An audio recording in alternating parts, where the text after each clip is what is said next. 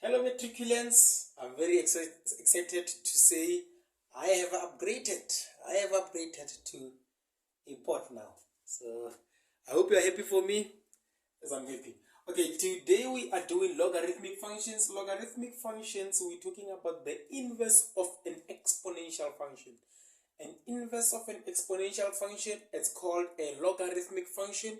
And remember, when you talk about the inverse is just the interchanging of the domain and range. Interchanging the domain and range, we did exponents, we did inverse of a parabola and the inverse of a linear function, right? Or a straight line. Now, when you talk about the inverse of a linear function, of a exponential function, we talk about logarithmic, which can be written as y is equals to log of a, log of x, a, right? Why do I say that? Now remember, let me just say we have a basic exponential function. A basic exponential function is something of this nature. Y is equals to, let me just say, 2 to the power or 3 to the power x, right? Let me say we have something like that. Then they say we need to write the inverse of that. The inverse, what we need to do first, we need to interchange the domain and range. Interchanging the domain and range, I'm going to have x is equals to 3 to the power y, right? But now, how can I make y the subject of the formula here? The only way to make y the subject of the formula is by introducing log, right? Log, y is the log of, what is my base? My base is 3, right? X. There, right? It's like that. Now, before we talk about this thing, before we talk about the exponentials function and what, let's just try to solve 3 or 4 questions on log, right? For example, I need to write 2 to the power 6 is equals to 64.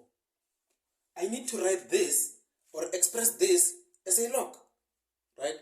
I need to express this as a log. How can I express this as a log? I can just say,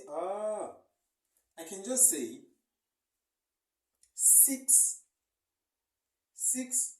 is equals to log, what is the base? The base is 2, then 64, right? Because remember, when we were in grade 9 or 8, I remember doing something like this. Let's say that the whole of this thing, it's called a power. This thing is called a power. This is a base, and that is an exponent. Similarly, when you talk about the log, let's say y is equals to your log base. This is your base. Then here, you're going to have the answer, this, which is 64, and this represents your exponent, right? That represents your exponent. So now, let's just take another question. Let's just say I have 5 to the power 3 is equals to 125. They say express this thing as a log. How can I express that thing as a log? I can just say, this will be my answer. This will express my exponent, this is the exponent, which will be the exponent outside.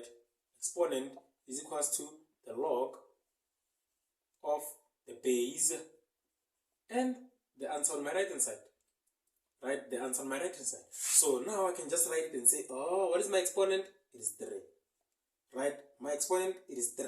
This is equals to log, what is my base? My base is 5. My answer on my right hand side is 125. If you punch this on your calculator, I promise you, you are going to get the value of 3. If you punch that on your calculator, I promise you, you'll get the value of 3. Right? Again, let's just take one more. 8. Let me just take, not 8, let me just take, can I take 2 to the power 5. This is equal to 32. Right? That is equal to 32. So now, I know that I'll have 5 equals to the log of what is my base? 2. Then this is 32. Right? That will give me 5. This will give me 5. That will give me 5, good people. Right? Okay, now we took few examples on the... Now let's take serious example where we need to solve the variable. Right? Where we need to solve the variable. Let me just say, erase here.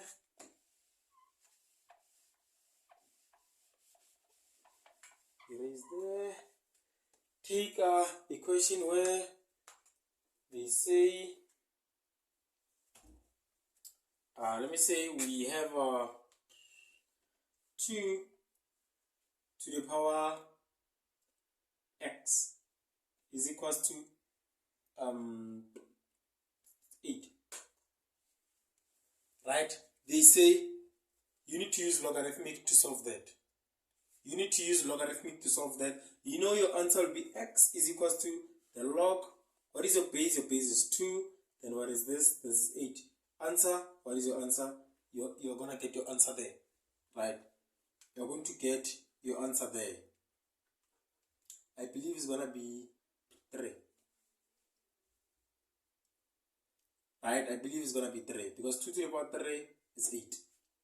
Right? Let's just take another one. Let's just say 4y to the is equals to 16 or 64.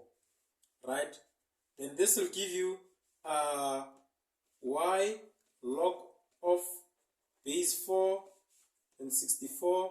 This will give you 3 again. Now let's just take another one. This is the last one.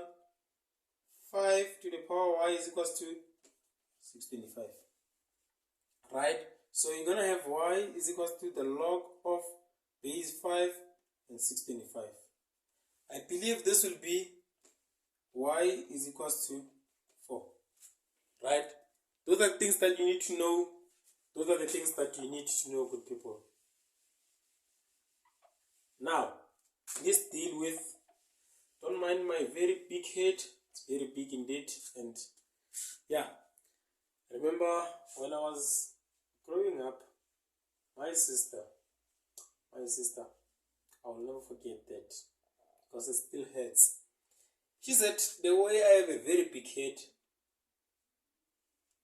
the name head of department will suit me very well.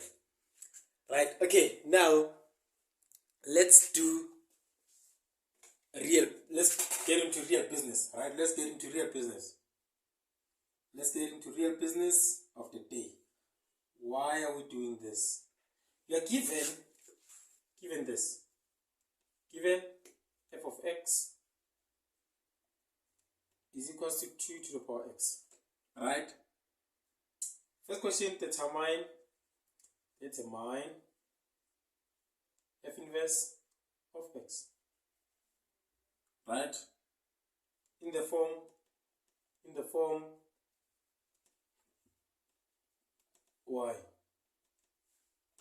Right? And then second question, this is the first question. Second question, sketch graph of fx f inverse of x and y is equals to x on the same set of axes.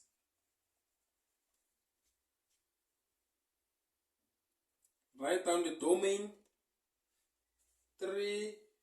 Write down domain and range of f of x and f inverse of x.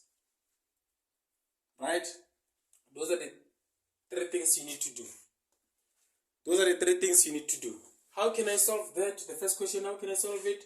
I know that First, y is equals to 2 to the power x. I know that. Basic. Right? So now, interchange the domain and range. Where I have x, I put y. Where I have y, I put x. So I'm going to have x is equals to 2 to the power y. Right? Then this, I cannot solve this further. But I need y to be the subject of the formula. I need y to be subject of the formula. I can just say y is equals to log. What is my base? My base is 2x. There. Right? There.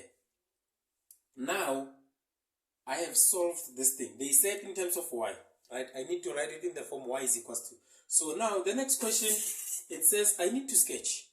In this one, I need to use a table for me to sketch. I need to use a table.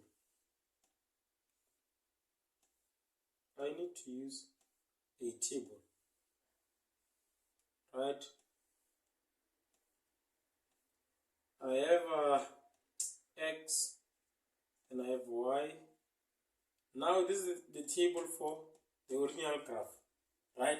Let me start it at negative 3, negative 2, 0, 1, 0, 1, 2, 3. Right? Let me start it there. When I substitute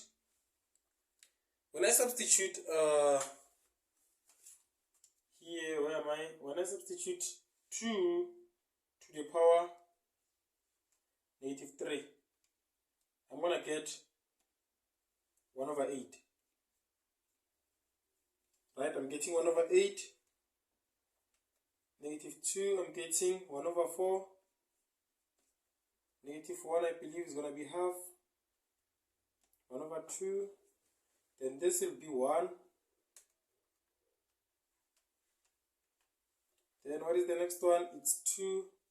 It's 4. It's 8. Right?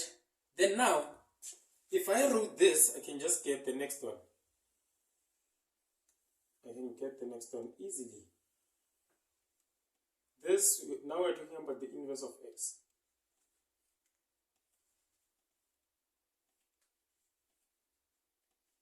The inverse of x. But I still have my x, I have my y. Now they'll interchange. Where I had here, this will come here, this will come there. Here I'll have 1 over 8, negative 3. 1 over 4, negative 2. 1 over 2, negative 1. Then 1, 0. Then 2, 1. Then, okay, 4, 2. Last one, 8, 3. Right? And now I need to draw, with these things I need to draw my graph. With these things I need to draw my graph. Right? With these things I need to draw my graph. I have 1, 2, 3, 4. Let me just end at 5. I'll see what to do. Negative 1, negative 2, 3, 4, 5. 1, 2, 3, 4, and 5. 2, 3, 4, 5.